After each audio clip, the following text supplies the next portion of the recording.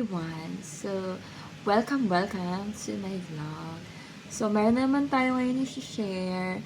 So, para to dun sa mga naniniwala na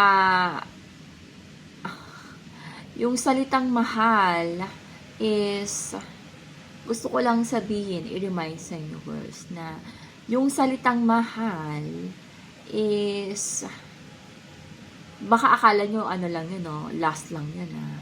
O L lang ang nakifeel mo. So, magkaiba yon, okay? So, pag sinabing mahal, ibig sabihin, hindi kanya hayaan mag-suffer in life. So, lagi ko ito sinasabi sa vlog, okay? So, girls, yung salitang mahal, hindi siya nakakabayad ng mga bayarin ng monthly bills natin. Okay? Hindi siya nakakabayad ng Meralco. Okay? Kasi, ang daling magsabi ng mahal kita. Ikaw lang yung mamahalin ko. Wala nang iba. Ang daling magsabi, 'di ba? Kahit sino pwede magsabing I love you. Lahat gagawin ko para sa'yo. Magsusumikap ako para sa'yo. Promise ko yan. Wala na akong ibang hahanapin kundi ikaw. Wala na akong ibang mamahalin kundi ikaw. O, tapos, paano yung bayarin mo?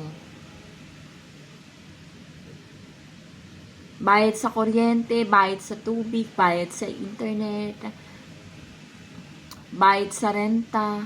Paano? Paano yon?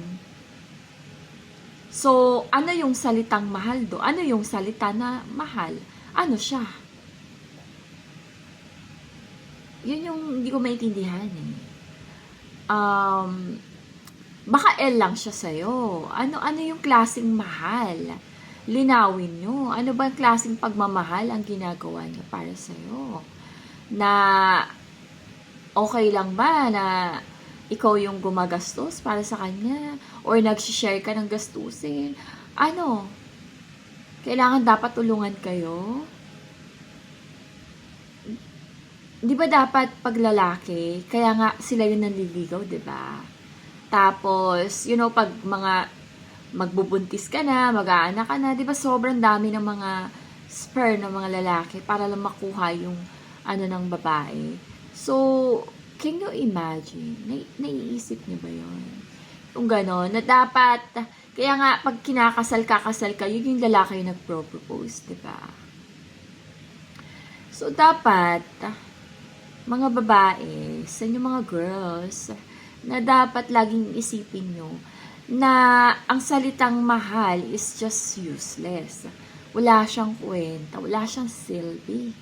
Kasi salita lang siya eh, diba? So, dapat, lagi kayo nagbabase sa natutulungan kayo in life. Kasi, hindi biro maging babae. Okay? Kung babae ka, nagbubuntis ka, pagdadalang tao mo pa, marami pang namamatay dyan, maraming check-up. Kasi ang babae, wala naman tayo dito sa mundo o wala yung babae, diba? So yun na lang girl. Pero, hindi ko naman minamasama yung mga lalaking ganon kasi hindi mo na sila mababago. So, gagawin ko yan sa next topic ko. Yung hindi mo na mababago ang lalaki, okay? So, yun na lang girl, ang basihan mo. Kung ano ba talaga yung totoong mahal para sa'yo. Mahal ba sa'yo is palagi kanyang kinakama? Ganun ba yon? Ano yung mahal? Yung lagi kanyang sinasabi na I love you. Sobrang ganda mo today, everyday. Ano ba yon? Yun yung question ko. So, common sense, girl. Anong tawag sa mga ganon? Parang sweet talk? So, until when kaya yon? O baka naman yung sweet talk na yon is, hindi lang ikaw yung sinasabihan niya, marami pa kayo. Hindi mo alam, diba? So, yun na lang girl, isipin nyo. Pag ang love, dapat tinutulungan ka sa life, hindi ka nahihirapan, hindi ka nai-stress. nai-enjoy ka lang sa life. Kung meron kayong anak, inaalagaan mo lang yung anak mo. And lagi niyong isipin na ang lalaki is nag-provide lang siya and protection sa girl, okay? So, don't ever forget. Huwag niyong kakalimutan. So, yun lang girl, okay? Be wise. Huwag masyadong maniwala sa salita. Okay? Salita is nothing. Okay? Always maniwala ka lagi sa action na hindi ka niya hayaan na mag-suffer, na maghirap. Alam mo yun. Yung tinitingnan ka niya as long term, pang long term ka, aalagaan ka niya, susuportahan ka niya. Alam mo yung gano'n. So, yung girl, hanapin mo So, meron at meron girl. Okay? Maraming lalaki sa mundo.